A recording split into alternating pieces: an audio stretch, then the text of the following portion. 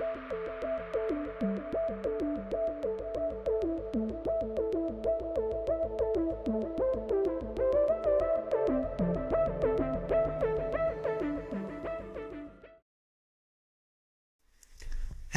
everyone and welcome to this video, which is in our chess variant series. I'm Grandmaster Matthew Sadler and it's time for me to inflict my latest obsession on you, and that is pawn sideways chess. What is pawn sideways chess? Well, it's very simple in actual fact. It was one of the variants that was examined by the DeepMind team with AlphaZero and Vladimir Kramnik in a paper quite a while back. And the simple thing is that pawns are allowed not only to move in the normal way, but also additionally they're able to move sideways.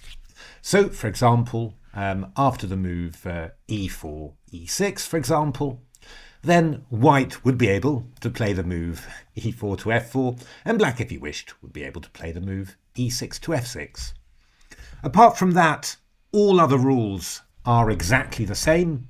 But it just adds an extra little dimension into chess. And well, I've been doing quite a bit of experimentation with it, and I have to say it is really, really interesting, and also gives you lots of new insights into normal chess as well. So what I want to do in this introduction is just take you through a few of the general things that that I've discovered. And then I'm going to take you through some games that I've played against the mighty Stockfish, which is a bit of a demon at all sorts of chess variants, but pawn sideways chess as well. So we're going to start off in this video with a general introduction and lots of little things that I've discovered, and then afterwards we'll move on to the games. Hope you're going to enjoy this. So the first thing I want to point out about this is that actually king and pawn versus king endings are one, always for the side with the extra pawn. That's kind of fundamental and important. The point is, in normal chess, you'd just play e7, king e8, king e6, and it would be stalemate. However, can you guess what you do in pawn sideways chess? How is this a win for white? Well, it's quite nice. It's f6. So you go king there, and I go king there.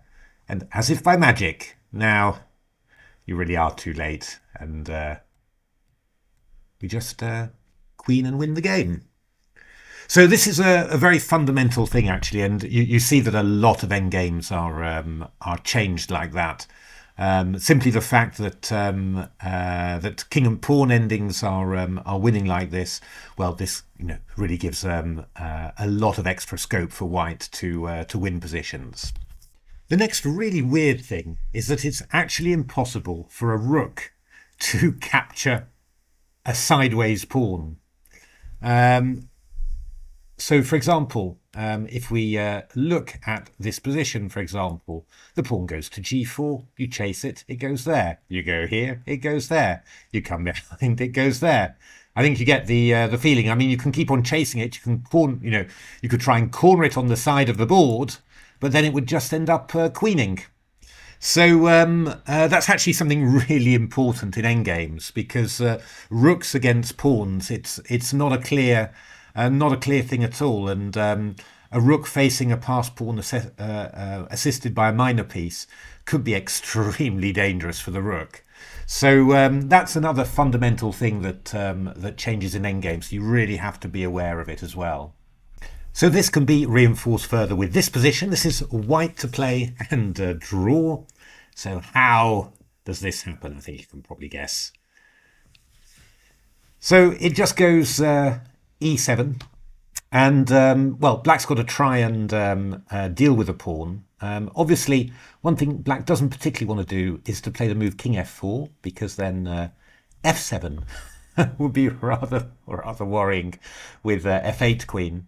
So you end up after e7, you end up playing king d4. And then white's got a number of choices here, but d7 is the most obvious, so hiding behind the king. And then you check, the king moves over, and wherever the king moves, you move here, and we can get this lovely draw by repetition. But I think it really shows you the power there of the pawn, the sideways pawn on the 7th rank. You know, it's really and the difficulties that the rook has to grab hold of it. So yeah, very, very powerful indeed, and really got to be remembered.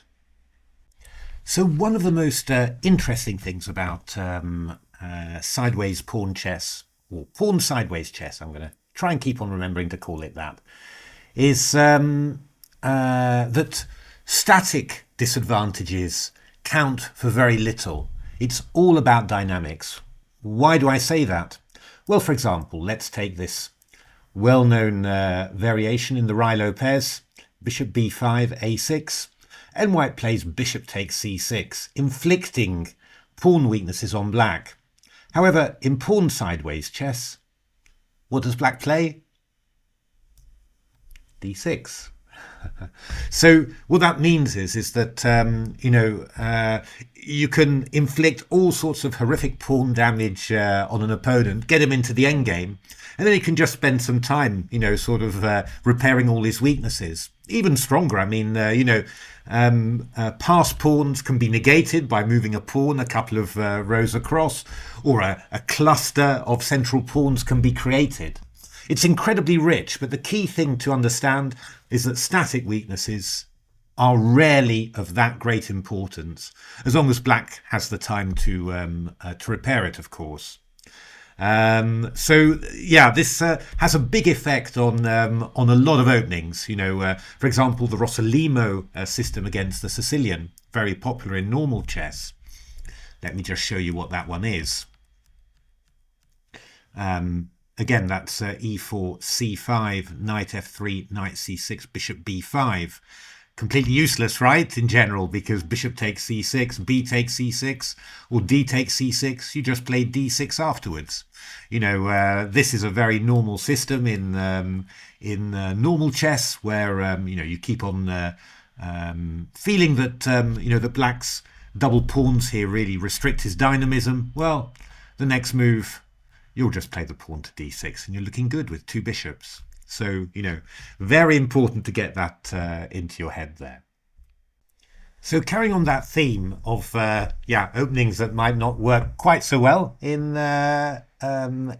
pawn sideways chess, well, I can just point out a couple. One is the interesting point that the Queen's Gambit accepted is incredibly risky for white, because black plays d takes c4, and if you play something like e4, for example, the main line, well, I mean, on top of all the normal possibilities, black also has the possibility of b4, keeping the pawn and stopping the knight from coming to c3. So, definitely something to watch out for there. The other very important thing, this is something that that I also got against Stockfish in one of my games, but it was, funnily enough, something that I'd already discovered for myself when playing some chess on chess.com, which is the only site at the moment that supports sideways pawn chess. Lead Chess, come on, please, don't make me play elsewhere. But it's this line, and it's e4, knight c6, d4, d5. The good old Nimzovich. And in normal chess, e5 is the normal way of playing, and pretty good. But here black's got an interesting possibility. Can you think of it? It is the move c5.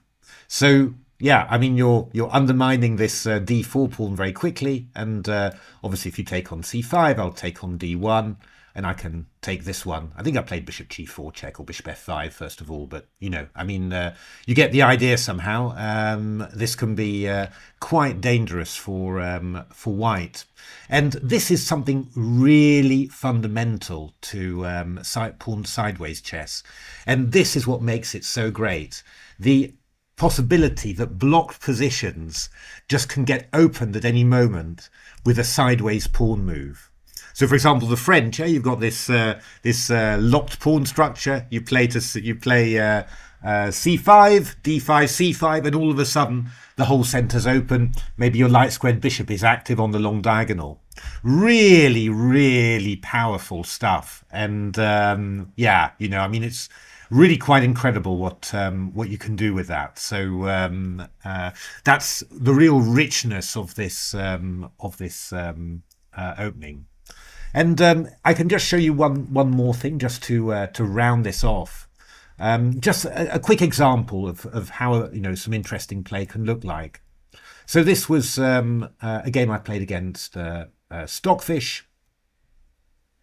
So we just get some random, you know, Rye Lopez. I'm white in this position. Nothing amazing there. And then the bishop comes back here. And then Stockfish plays an interesting move. Maybe you can guess what it is. It's the move d7, e7. And what does that do? Well, it opens up the line of the bishop to develop, but also opens up the line of the queen. And so it stops white from playing d3 to d4 later. And yeah, also attacks the pawn on d3. So, for example, after castles, yeah, Stockfish played the move bishop e6. Now, this looks incredibly awful, right? But actually, it's not bad at all, because the next move, you know, if white plays something sensible like queen e2, black can play e7, f7, and his pawn structure is repaired there. Yeah, I think in the game, I think I maybe played bishop e3 here, and I think that black took on e3 and then played queen d6. Just ready to line up with the rook on d8. I think I played bishop c2 and then rook d8. But, I mean, that just gives you a sense of how rich, you know, all this is. And, you know, if you're looking at plans for black, well, e5 to d5 is a possible plan, just attacking the white centre there. You know, there's just so much that can be done here to open lines. Because, of course, you know, in normal chess, opening lines is always the problem, and you see in odds chess with Leela's solution to that is just to give away pawns to open lines. You know, you can accept double pawns as well to open lines. Here, you can just move the pawn to the side, and wow, there you've got your open lines. So I'm very excited about this form of chess, and yeah, you know, where can you play it? Well, you can play it on chess.com. The only thing I had for myself really was that, and it's not meant as a criticism, but you know that the strength of the players at actual chess was not so high there. So I was actually, you know, winning games quite easily without even needing to use sideways pawn moves, which obviously, you know, wasn't quite the idea. So what I ended up doing was playing against Stockfish. I'll explain how that works. And I'm going to show you some of the games that I recorded whilst I was playing. And, well, I think they really give a great example of the possibilities of that. So I'm releasing 2 videos at the start, this introduction and then a game against Stockfish. Do hope you have a look at both of them. And, well, hope you enjoy it. As you can see, I'm always been quite a theoretical player in normal chess. And I end up getting into a bit of a theoretical battle with Stockfish as well here. So hope to see you at the next video. Hope you're enjoying this and hope you get as enthusiastic about this as I am. Thanks for watching.